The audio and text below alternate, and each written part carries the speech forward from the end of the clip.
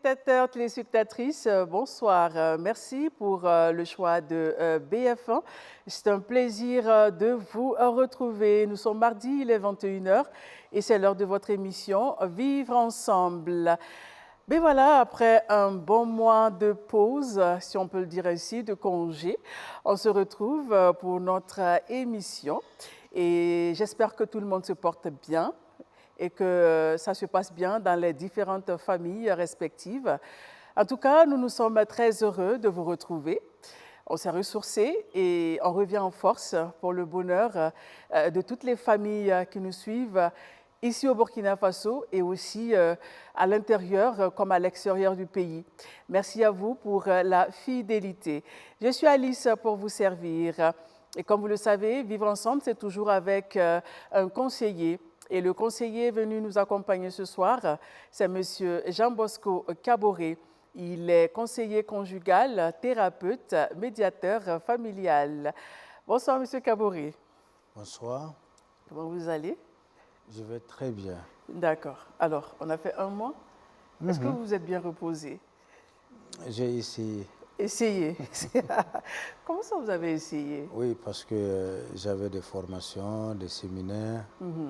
Mais on a essayé quand même de se reposer un peu. D'accord, un petit voyage. Petit voyage, oui. Voilà, pour se ressourcer. Tout à fait. Avec les conseils dont les téléspectateurs ont besoin. Voilà, c'est ça. Chaque mardi soir. Tout à fait. Surtout vos fans, hein? Les dames, elles vous adorent. Ah bon, d'accord. Merci. En tout cas, merci M. Kaboré d'être là avec nous. Mais voilà, chers téléspectateurs, Vivre ensemble aussi, c'est toujours avec un thème. Et le thème que nous avons choisi pour vous ce soir, c'est les caractéristiques des conflits conjugaux. Chers couples, si vous êtes bien installés chez vous, eh bien, c'est parti pour l'émission. Alors, M. Kaboré, les caractéristiques des conflits conjugaux. C'est ça. Tout d'abord, dites-nous, c'est quoi un conflit? Qu'est-ce qu'on entend par conflit? Alors, on peut dire qu'un conflit, c'est une opération de position. Alors, c'est un mot en latin qu'on appelle conflictus, heurte, qui peut être heurte qui veut dire un malheur ou un bonheur. Alors, le conflit, il naît, il couvre, il s'éclate, il s'explose et il s'éteint. Voilà. Et le conflit, il faut l'accueillir comme ça. Voilà. Il faut qu'il y ait conflit qui vient faire naître quelque chose, qui vient éclater et qui vient éteindre quelque chose. D'accord. Donc, de prime abord, le conflit vient comme neutre. Voilà. Le conflit s'installe pour accompagner une histoire, une relation. Voilà. Donc, le conflit, de prime abord, n'a pas choisi de venir détruire. Le conflit n'a pas choisi de venir construire. Le conflit reste neutre. C'est les deux acteurs qui vont décider où est-ce qu'ils vont l'orienter. D'accord. Voilà. Voilà. Le conflit peut être devenu un enseignement, une leçon, comme le conflit peut être une destruction. D'accord. Voilà. Et ce soir, nous allons nous intéresser au conflit conjugal. Donc, quand on parle de conflit conjugal, de quoi s'agit-il? Est-ce que c'est monsieur et madame qui se frappent dans la maison? Terre à terre, quoi. Alors, il faut dire que le conflit conjugal, c'est une relation, c'est comme une relation sociale. Comme je dis, qui naissent, voilà, deux personnes qui se rencontrent pour faire route ensemble. Voilà, il faut que souvent, que les dents s'accrochent souvent à la langue. Voilà, c'est souvent aussi, ça naît comme ça pour la construction. D'accord. Chacun vient avec son histoire. Chacun vient rencontre l'autre avec sa réalité. Mais souvent, on rencontre l'autre, c'est après un bout de temps qu'on découvre qu'on ne s'était pas bien préparé ou bien on n'avait pas découvert quelque chose venant de l'autre, ou le poids de notre histoire, quelque chose est en train de se ressurgir. Donc le conflit est naturel. C'est comme une relation sociale. Comme dans la société, voilà, dans une entreprise, il y a souvent des conflits. Voilà, partout où les êtres humains se rencontrent, il y a souvent des conflits. D'accord. Donc, il ne faut pas croire que la vie conjugale est un conflit qui est différent des conflits de la vie sociale. Ouais. D'ailleurs, même, tout commence par, il faut qu'il y ait conflit. Le conflit social trouve ses racines dans les conflits conjugaux.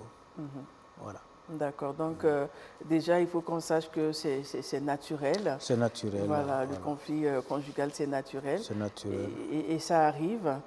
D'accord. Et est-ce que vous pouvez me dire, c'est quoi la première source même de conflit dans la vie de couple de nos jours? La première source de conflit? Je n'ai pas bien compris la question. Oui, je veux dire la première source de conflit, c'est-à-dire c'est quelque chose qui déclenche un conflit entre partenaires quand on est marié. Ce qui est récurrent, ce qu'on voit quotidiennement. Alors, on ne peut pas dire qu'il y a une première source, mais on peut dire que chaque couple est une entité à part. Donc, chacun avec son histoire, avec sa réalité.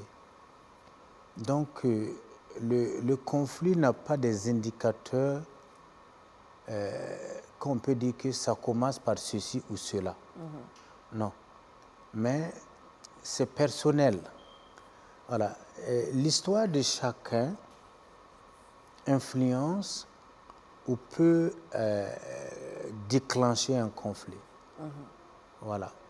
C'est pour ça qu'il faut comprendre que deux personnes qui se rencontrent pour faire route ensemble, il faut rencontrer des conflits. D'accord. Voilà. Donc, et d'autres, c'est relatif, hein, les conflits. Voilà. Parce que je veux essayer d'expliquer petit à petit, parce qu'il y a des gens qui ont une vision négative du conflit. Voilà. Moi, je veux que d'abord, il faut qu'on regarde le conflit comme une situation sociale, quelque chose qui naisse comme ça.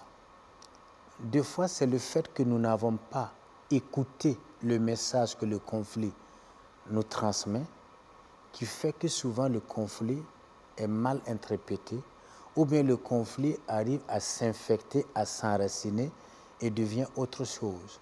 Sinon, de prime abord, le conflit, c'est naturel. D'accord, ça dépend de comment on le gère en fait. Ça dépend de comment on le gère, ça c'est vrai. Ça dépend de comment le conflit vient déclencher mes sensibilités et mes insensibilités. Voilà. Et le conflit aussi, ça dépend de ma conception et ma conviction de la relation qui va définir ou orienter la nature du conflit.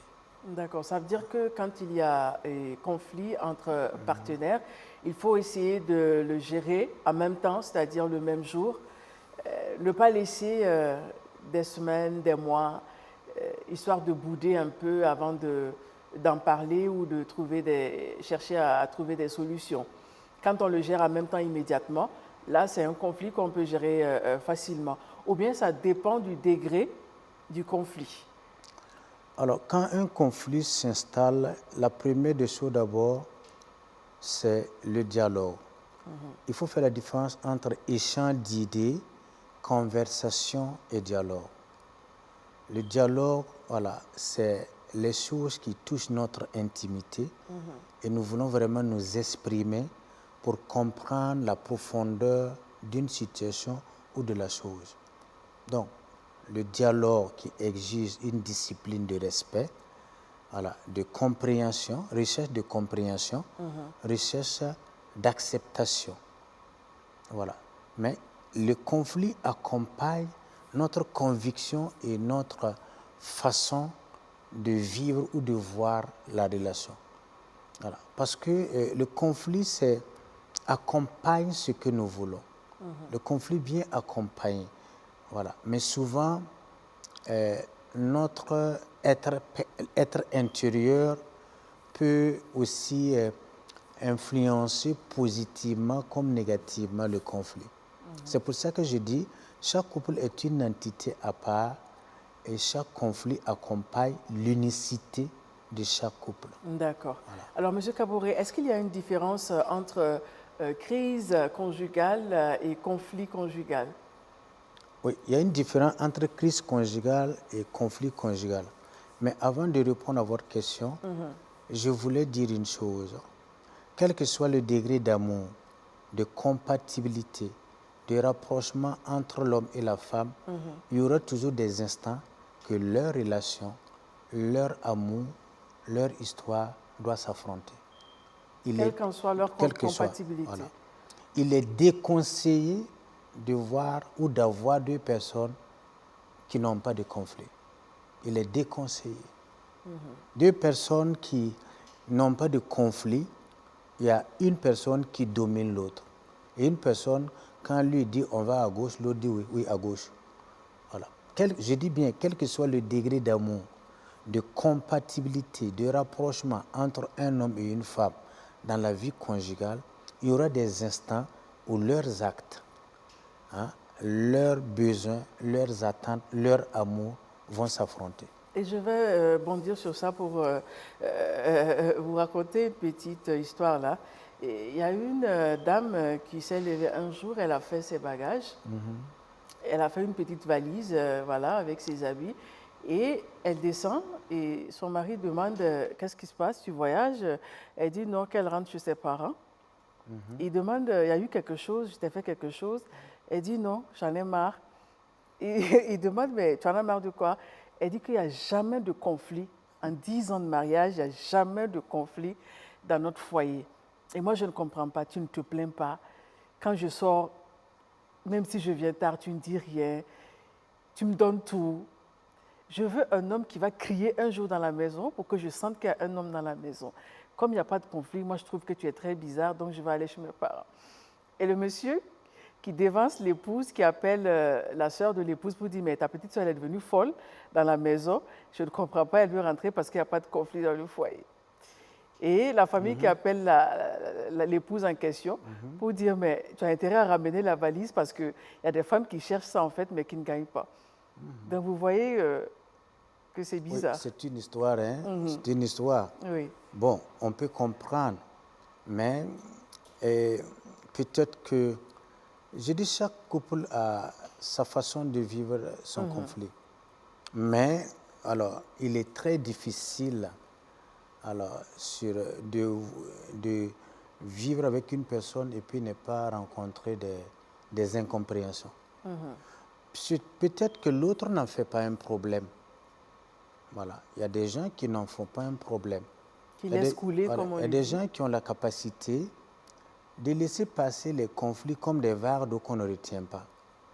Un conflit vient, je l'accueille et je laisse passer comme une vague d'eau. Je ne retiens pas. Je tire une leçon. Il y a d'autres qui ont la capacité, la maturité de comprendre et puis de laisser passer. Voilà. Je peux répondre maintenant à votre question? Oui, répondez à ma question, s'il vous plaît. Y a-t-il une différence entre crise conjugale et conflit conjugal? Oui, effectivement, il y a une différence entre crise conjugale et conflit conjugal. La crise, c'est quoi alors? Alors, la crise naît spécifiquement, par exemple, madame est enceinte. Et voilà, elle a des besoins. Et à cause de la grossesse, elle a un comportement. Et le monsieur a du mal à supporter le comportement. Voilà qu'il doit vivre ça pendant 9 mois. Ça, c'est une crise qui est née de la situation. Ou bien, dû le fait que monsieur a été affecté, ou madame vient d'avoir un travail, ou on vient d'avoir un bébé. Voilà. Donc, la crise est une situation transitoire qui s'installe due à une situation spécifique donnée. Ça dit qu'elle est temporaire en voilà, fait. elle est temporaire. voilà, dû à un événement, dû à une situation qu'on est en train de vivre. Par contre, le conflit, voilà, le conflit est permanent. Le conflit est là perpétuellement par ce que j'aime, ce que je n'aime pas, par mes sensibilités, ma vision de voir la vie, ma conception du mariage. Voilà, c'est ça le conflit. Le conflit est autre que la crise conjugale qui est une étape passagère. Mais le conflit peut venir à tout moment. Voilà, le conflit, c'est comme je dis, le conflit éclate, il couvre, il naît, voilà, il peut grandir, il peut s'éteindre. Le conflit peut aussi transmettre un message, une leçon, un enseignement pour le bien-être du couple, ou bien le couple, voilà, ou bien le conflit peut aussi, on peut ne pas comprendre le conflit et ça peut détruire aussi la relation. D'accord. Et par rapport à la crise conjugale, est-ce que souvent c'est pas des caprices en fait pour attirer l'attention de l'autre en face, genre on a besoin d'un peu plus d'amour, voilà, d'attention. On se sent un peu seul, donc on fait des caprices et qui représentent des crises en fait pour attirer l'attention dans la vie de couple. Oui, bon, mais quand on ne peut pas dire que cela est une crise, mais c'est un conflit. Il peut naître un conflit dû au fait que j'ai des besoins qui ne sont pas comblés. Et l'autre a manque d'attention. Si l'autre manque d'attention, alors mon besoin qui n'est pas comblé va m'amener à installer un comportement ou des attitudes. Et à la longue, j'installe psychologiquement des mécanismes de défense pour protéger mon moi. Voilà, parce que je ne me sens pas compris, je ne me sens pas apprécié, je ne me sens pas aimé.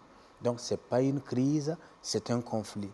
Parce que c'est quelque chose qui traite à accompagner le couple pour toute la vie. D'accord. Voilà. Mais est-ce qu'il y a des causes cachées des conflits que les couples ignorent souvent? L'une des difficultés des couples, c'est effectivement les causes cachées. Oui, parce que souvent, il y a des causes cachées et on Voilà. n'en parle pas. Et puis, Il y a des causes cachées, il y a des causes visibles et des causes invisibles. D'accord. Alors, d'abord, les causes cachées, c'est quoi? Alors, quand on se marie, on voit que c'est deux personnes qui se marient. Mais ce qu'on ne nous a pas appris est que quand deux personnes se marient, ils ne sont pas seulement deux, mais ils sont 8.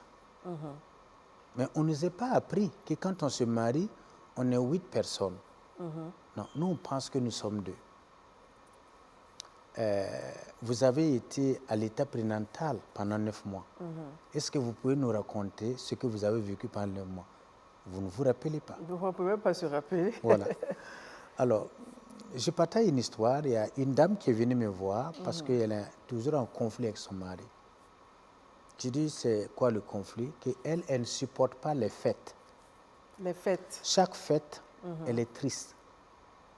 Et elle commence à se culpabiliser. Elle se demande pourquoi tout le monde aime les fêtes. Mon mari veut chaque fois que, quand il y a la fête, on doit fêter. Et moi, je ne supporte pas les fêtes. Et elle avait développé des sentiments de culpabilité. J'ai compris que son problème est juste un symptôme qui me renvoie à penser à autre chose. J'ai demandé, est-ce que je peux rencontrer votre mère?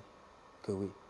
Elle a fait venir sa maman. Et j'ai demandé à sa maman, comment vous avez vécu les 9 mois quand vous étiez enceinte de votre fille?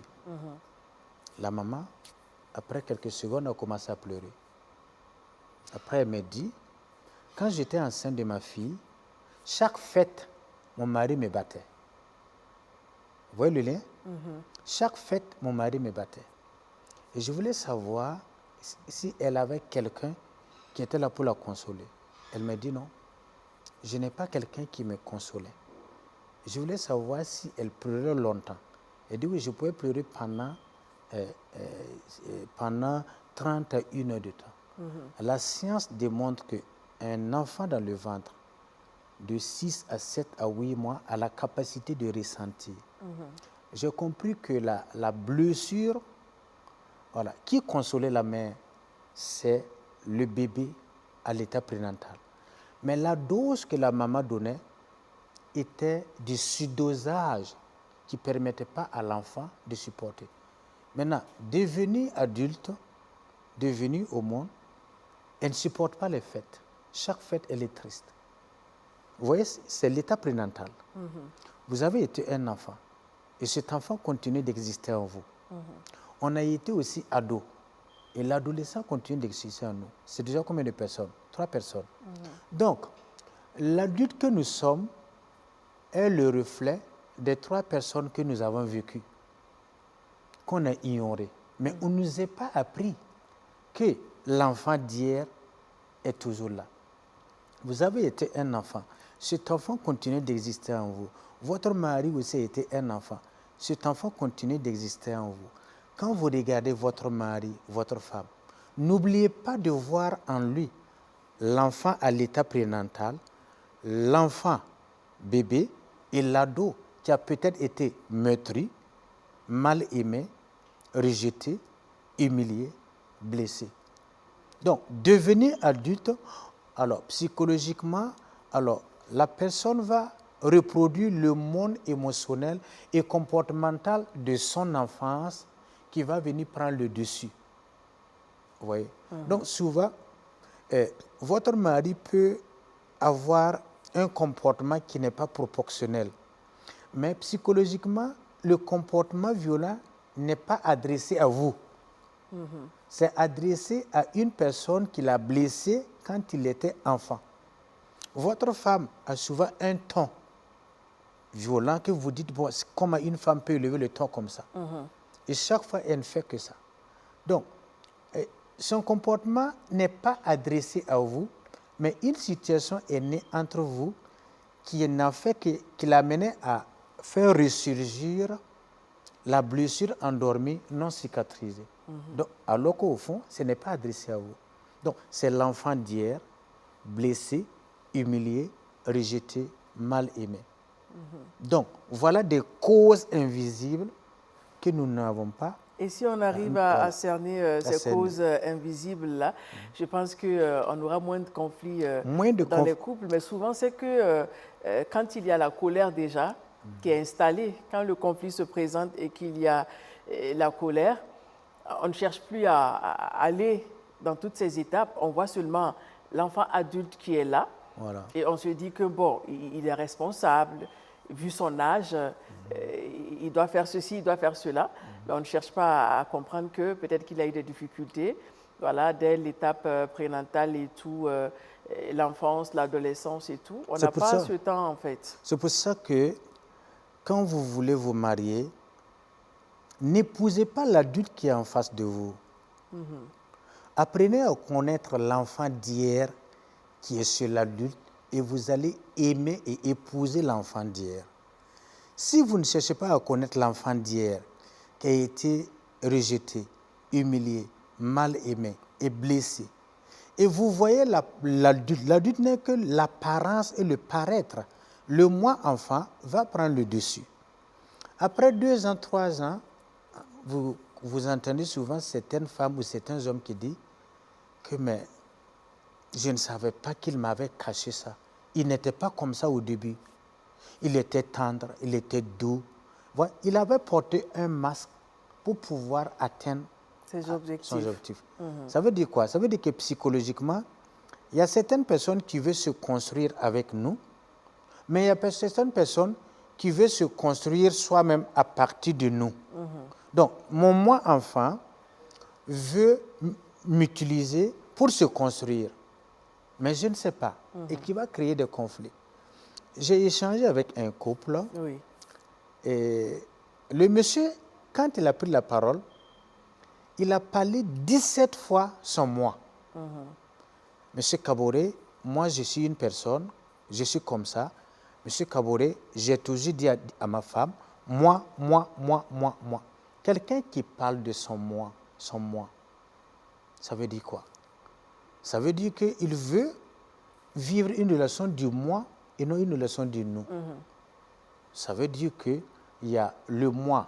Donc, la personne qui développe son moi, vous allez vous rendre compte que ce couple-là va rester mari et femme et ne deviennent pas époux et épouse. En deux mots, je me marie juste pour changer de statut social. Et à la longue, ce couple devient un couple administratif. Ce n'est pas un couple affectueux, mais un couple administratif. L'administration, c'est quoi? De la société. Voilà, c'est là pour se défendre des intérêts, se distribuer des rôles. Tu dois faire ci, tu dois faire ci, moi je dois faire ci. Ça devient l'administration. Dans l'administration, il n'y a plus de sentiments. Voilà, c'est la déontologie, c'est la loi, voilà, qui prime. Donc souvent, il faut tenir compte qu'il y a des causes cachées, des conflits de couple que nous ne savons pas, on ne nous a pas appris et on ignorait tout ça. D'accord. Alors, M. Kabouré, vu que c'est très important de connaître ces étapes-là avant de voir l'enfant adulte qui est en face de nous, est-ce qu'il est conseillé, par exemple, à l'étape des fiançailles, d'essayer d'approcher la belle-mère, voilà, pour causer un peu, voir comment était mon futur mari quand il était enfant, voilà, qu'est-ce qu'il aimait, comment il se comportait et tout. Quelles sont les difficultés, par exemple, qu'il a traversées quand il était enfant? Parce que souvent aussi, il y a de ces moqueries à l'école, le traumatisme avec les enfants et tout. Voilà. Est-ce que c'est une belle manière d'essayer de connaître son homme, avoir des réponses avant de s'engager? Et vice-versa, quoi? Bon, je dirais de prime abord que la belle-mère, ce n'est pas la personne indiquée. Ou le beau-père, hein? Bon, je ne vois pas ni l'un ni l'autre. Parce que c'est leur fils, c'est leur fille. Oui, mais je dirais que, vu que vous voyez qu'aujourd'hui que le divorce a atteint une proportion épidermique, hein, on peut dire ça. Il y a le divorce physique, il y a le divorce affectif.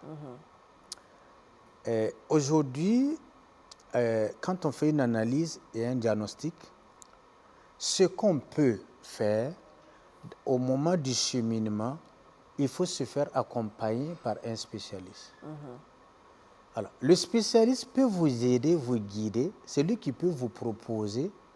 Alors, qu'est-ce qu'il faut faire? D'abord, il faut qu'il vous écoute pour comprendre déjà. Il va vous écouter individuellement pour comprendre l'histoire de chacun. Et il va comprendre que l'histoire de monsieur, de son enfance, peut influencer négativement dans la relation plus tard. Donc, il peut les proposer, il peut proposer maintenant à la dame, voilà. Mais souvent, ce n'est pas évident. Tu vas aller voir la belle-mère, voilà. Tu ne sais pas qui elle est. Peut-être que la belle-mère va développer son moi enfant.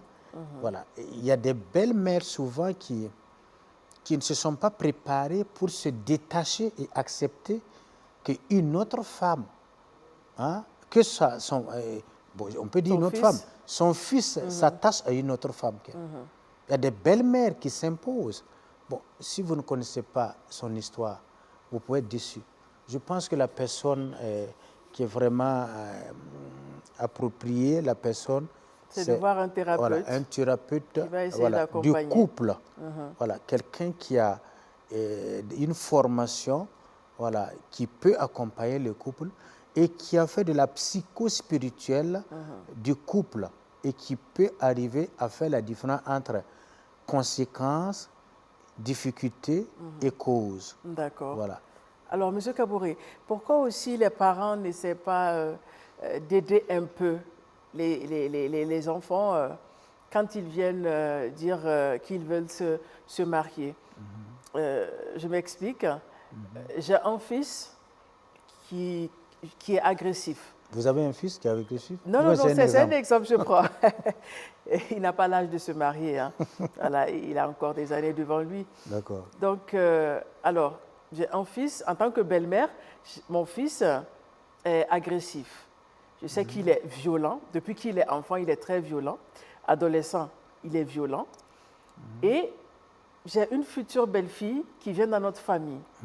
Alors, en tant que bonne belle-mère, pourquoi ne pas dire à ma future belle-fille, écoute, mon fils, il est violent, il est agressif, mais je me dis que une femme peut essayer de changer son homme ou au cas où ça arrive après le mariage, s'il est agressif ou violent, au moins tu es au courant et tu sauras comment peut-être le canaliser ou bien aller consulter avec un thérapeute pour trouver des solutions. Mais moi, en tant que maman, je te préviens déjà, histoire de te protéger. Ou soit, si c'est la fille, on peut appeler le jeune homme, on lui dit, écoute, ma fille, elle fait souvent des crises de folie. Elle pique souvent des crises de folie. Donc, quand ça va arriver dans votre mariage, essayez de trouver des solutions, mais au moins, on aurait prévenu. Mais on cache les choses, on laisse faire, et après, ce sont des conseils à n'en pas finir, des réunions à n'en pas finir et tout. Les parents, au moins, peuvent aider aussi dans ce sens pour éviter les conflits permanents dans le futur. Oui, les parents peuvent essayer, mais je dirais à ces parents de les recommander. Moi, par exemple, comme l'histoire que vous venez de prendre comme exemple, je reçois des parents qui recommandent, voilà, parce que je veux que vous accompagniez mon fils avec sa fiancée, parce que je connais bien mon fils, voilà, il a des principes, ou bien voilà, et je veux que vous accompagniez ma fille avec son fiancé, parce que ma fille a vécu des blessures. Bon, oui, déjà. Mais la belle-mère, vous savez, quand vous n'êtes pas spécialiste d'un domaine, alors, il faut faire la différence entre un symptôme et une cause. D'accord, nous allons ouvrir le téléphone D'accord. et on va continuer. Mais voilà, chers téléspectateurs, nous avons fait 30 minutes d'émission. Alors, si vous voulez participer à l'émission, vous allez composer le 25 37 62 90. 25 37 62 90 pour participer à l'émission. Vous appelez, vous réagissez par rapport au thème et M. Kaboré est là aussi pour répondre à vos différentes questions. Donc, on était sur les parents qui peuvent aider avec les conseils avant le mariage. Oui, les parents peuvent parler et donner des conseils, mais comme on le dit, le prophète n'est pas reconnu ce soir. Voilà. Il faut toujours recommander le couple à une tierce personne ou à un autre couple qui a de l'expérience. En tout cas, une autre personne qui va. Si vous savez déjà que votre fils ou votre fille a des difficultés, voilà, vous pouvez échanger avec une personne qui peut les accompagner. C'est vrai, on peut les préparer, mais il faut toujours dire, bon, ce que vous allez dire, bon, ils peuvent comprendre comme ils peuvent ne pas comprendre. C'est ça. Voilà. Mais si vous les recommandez à des personnes, voilà, ça peut aller. D'accord, nous allons prendre quelqu'un. Allô? Allô? Oui, allô? Oui, bonsoir. Oui, bonsoir, madame. Comment vous allez? Oui, ça va bien, aussi. Oui, ça va bien, merci. Voilà, mon coucou à M. Boston, il nous a manqué, hein. Monsieur Bosco? Oui. Bonsoir à vous. Oui, bonsoir, Monsieur Bosco, on vous salue. Ah, je vous ai manqué. Bonsoir. Oui, vous nous avez manqué. Ah, Monsieur Bosco vous a manqué, hein? Oui. Maintenant, il est de retour. Oui. Est-ce que vous avez une question? Oui, j'ai une question. Oui. J'ai un petit souci là. Oui. Parce qu'il parle de crise. Moi, depuis toute petite, par exemple, la cigarette, ça me pique. Et j'ai eu à avoir mon conjoint actuellement, lui, il fume. J'ai essayé de lui faire comprendre. En tout cas, par respect, il ne fume pas devant moi. Mais je sais qu'il fume. Et je lui ai même dit de tout faire pour ne pas fumer devant notre enfant. Mais à ma grande surprise, un jour, l'enfant vient dire que maman, voilà, c'est pas fumer. Et pourtant, on m'avait dit qu'il ne fumait pas. Bon, ça crache un peu, mais ce que j'ai compris, c'est que votre souci est que votre conjoint, il fume et vous n'aimez pas la cigarette et ça vous donne des allergies et tout. D'accord. La personne est partie, hein, l'appel crachait un peu. Donc, elle a dit qu'elle a un souci avec son homme, voilà. Et ça, c'est devenu source de conflit dans leur foyer, en fait, la consommation du tabac. Oui. Elle est allergique et tout, elle a essayé de parler et tout, mais rien ne change. Oui, c'est ça parce que, vous savez, la cigarette, l'alcool, à un certain moment, alors, ça peut créer une dépendance. Alors, quand ça crée une dépendance, il faut comprendre que la personne vit cette dépendance. Alors, il veut arrêter, mais il a du mal à arrêter.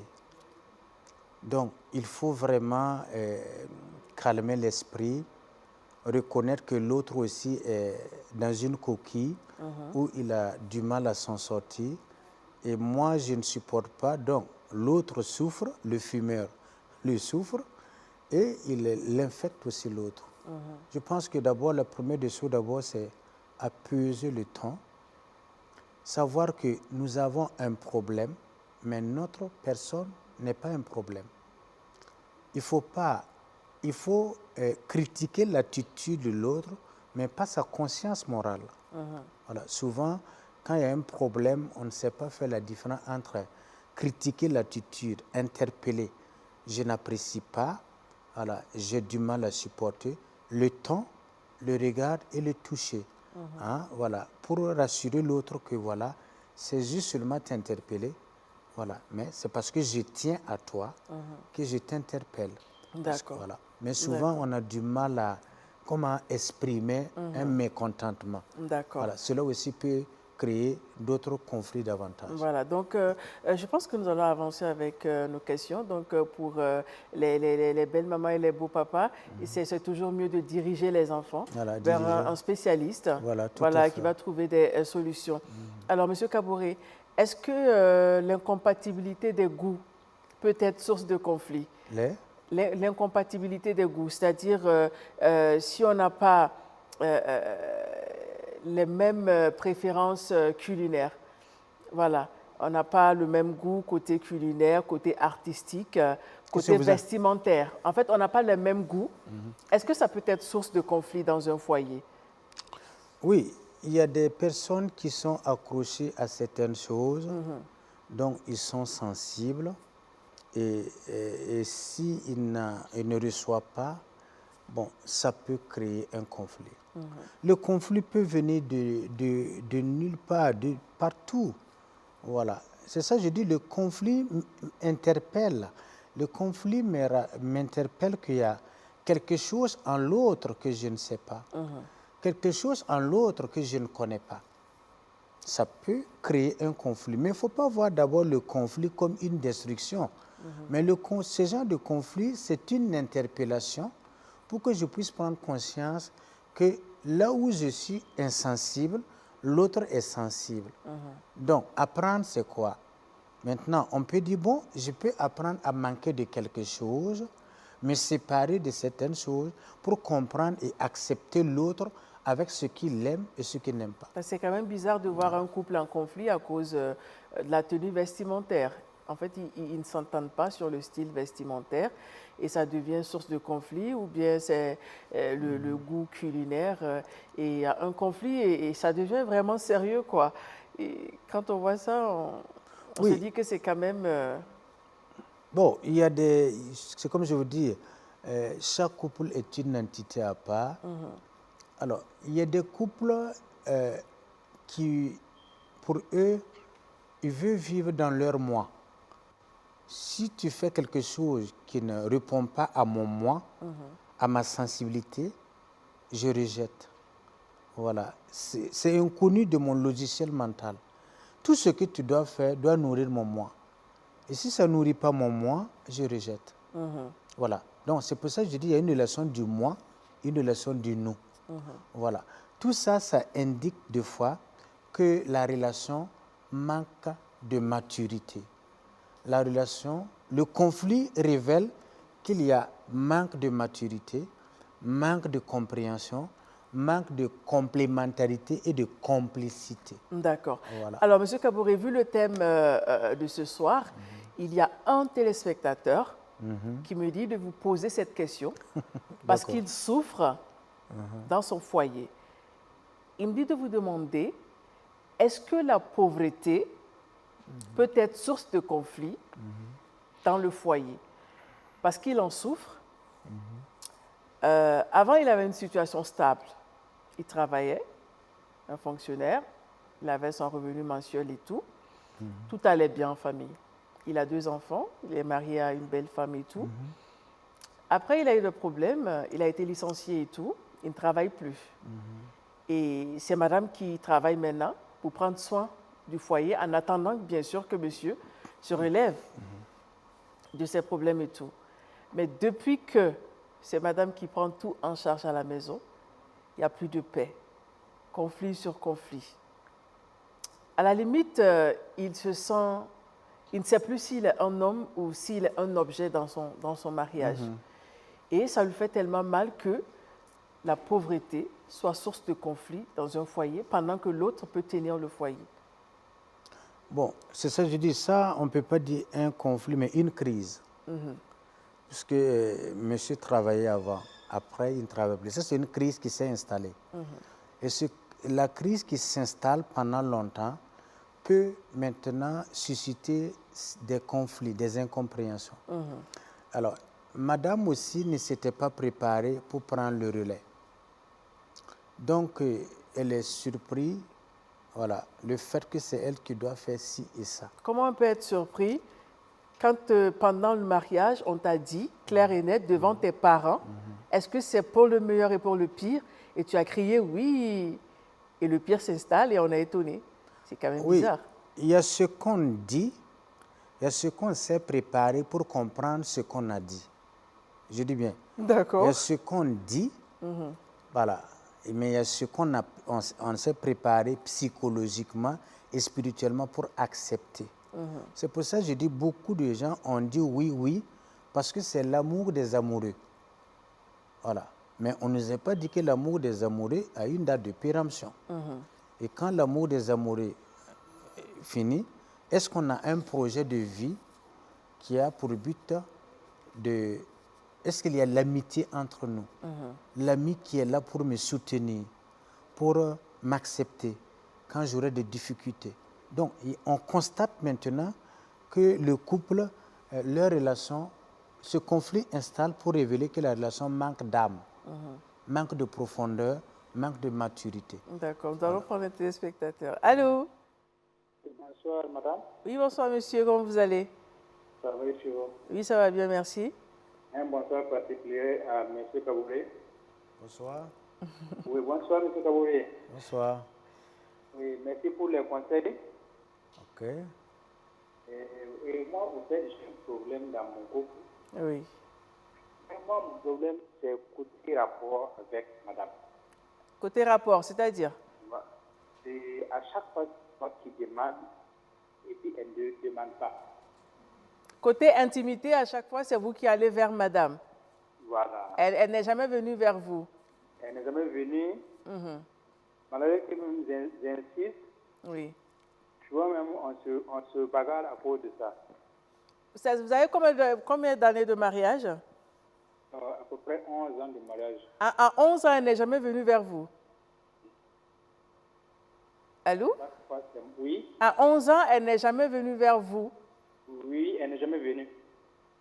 D'accord. Donc, à chaque fois, c'est moi qui m'en vais vers elle. Oui. Et puis, souvent, même, on se bagarre à cause de ça. S'il y a un peu de mésentente entre nous deux, c'est à cause de ça seulement. Sinon, depuis là, on n'a pas d'autres problèmes. Sinon, tout va bien. Tout va bien. Donc, votre rêve, c'est qu'un jour, madame vienne vers vous, chérie. Voilà. Ce soir, je suis là pour toi. Voilà. D'accord. Mais ce rêve-là va se réaliser. Monsieur Kabouré est là, ne vous inquiétez pas. Pas de problème. Donc, je suis à l'écoute. Oui, restez fort surtout, hein, et ne changez pas. Merci beaucoup. Bonne soirée. Ah, monsieur Kabouré. Les femmes là aussi, 11 ans. Vous m'avez fermé. Je peux essayer, mais je ne peux pas trouver la solution. Mais 11 ans aussi, il n'a jamais dit chérie, ce soir-là, rien. Bon, c'est pour ça que je dis souvent, ce n'est pas la durée d'une relation qui rassure, mais la qualité d'une relation. Hein? Alors, psychologiquement, elle nous présente une femme frigide.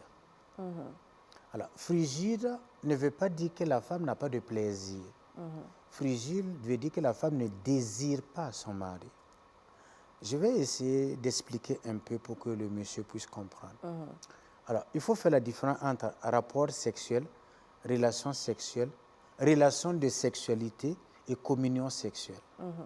Alors, il faut comprendre aussi que l'homme fait l'amour pour chercher l'amour, mais la femme cherche l'amour pour faire l'amour. L'homme, c'est le regard, le toucher, pénétration, éjaculation. L'homme se dispute avec sa femme tout de suite. Après 5 minutes, il regarde sa femme, paf, il a envie de sa femme. Il se dit, bon, si j'arrive à avoir une relation, ça va surmonter le problème. Chez la femme, ce n'est pas comme ça. La femme cherche l'amour pour faire l'amour. Est-ce qu'elle se sent comprise, écoutée, acceptée, aimée? Parce que quand la femme reçoit sa dose d'affection, elle est prédisposée pour une communion de vie sexuelle. Mais si elle ne reçoit pas sa dose d'une manière proportionnelle, elle fait rapport sexuel, mais elle n'a pas de communion sexuelle. Pourquoi? Parce qu'elle n'a pas une vie de sexualité. Voilà.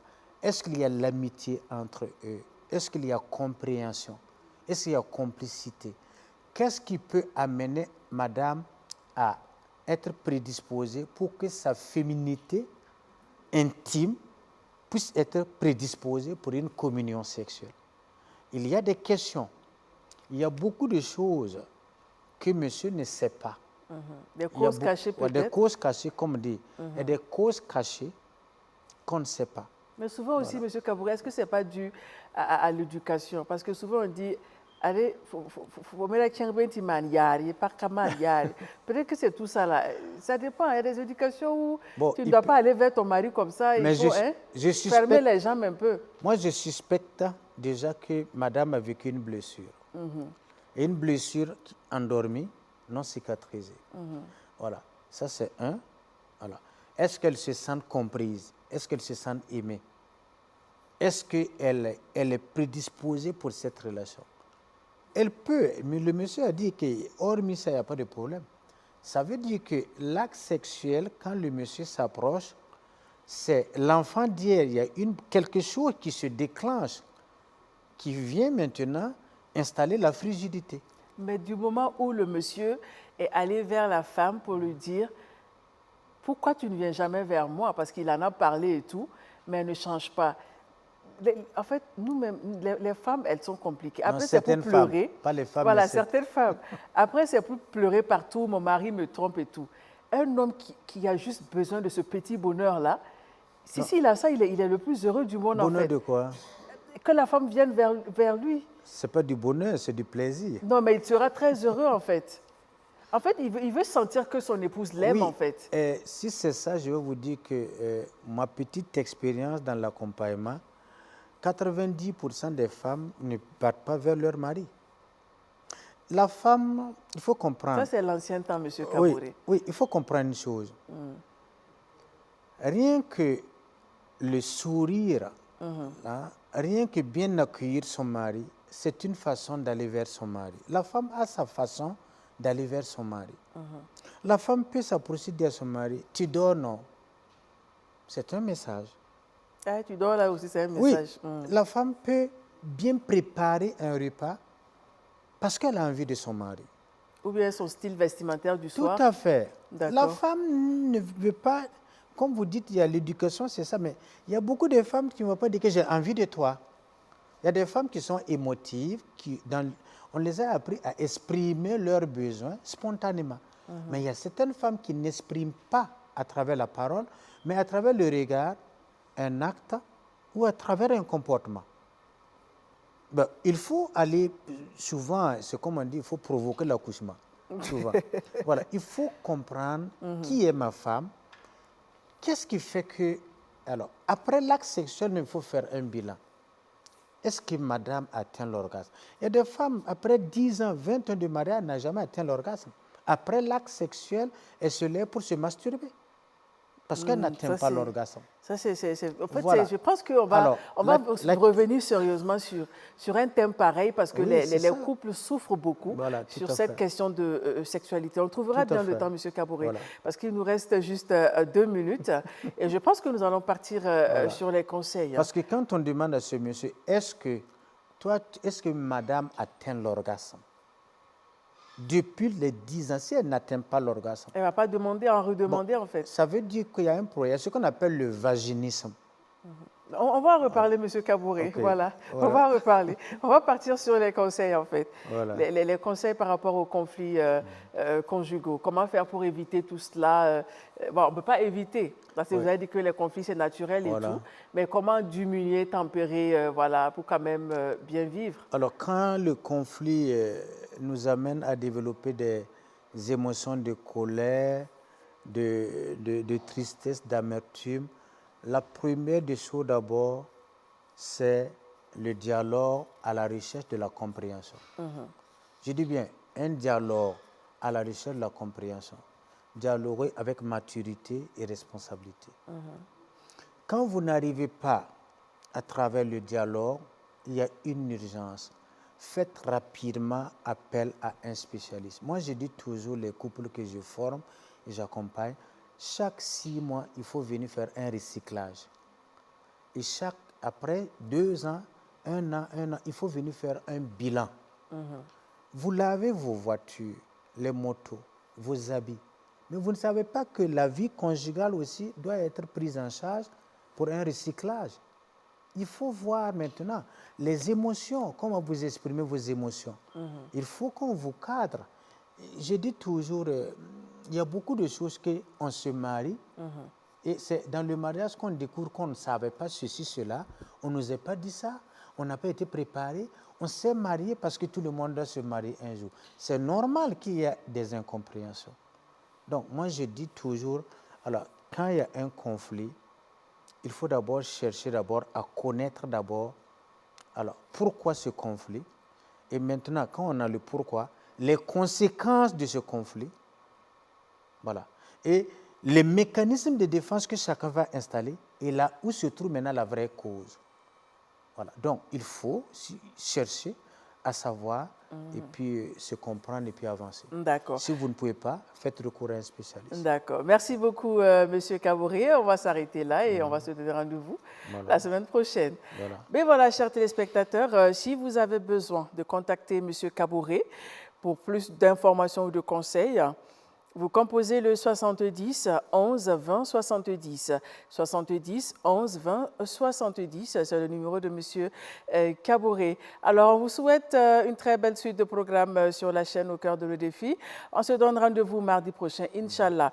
Surtout, mesdames, apprenez à dire « bébé, chérie, j'ai envie de toi », ça fait plaisir et ça donne beaucoup d'amour dans la vie de couple, ça pimente le couple. J'ai envie de toi, chérie, ne l'oubliez pas. Au revoir et à la semaine prochaine.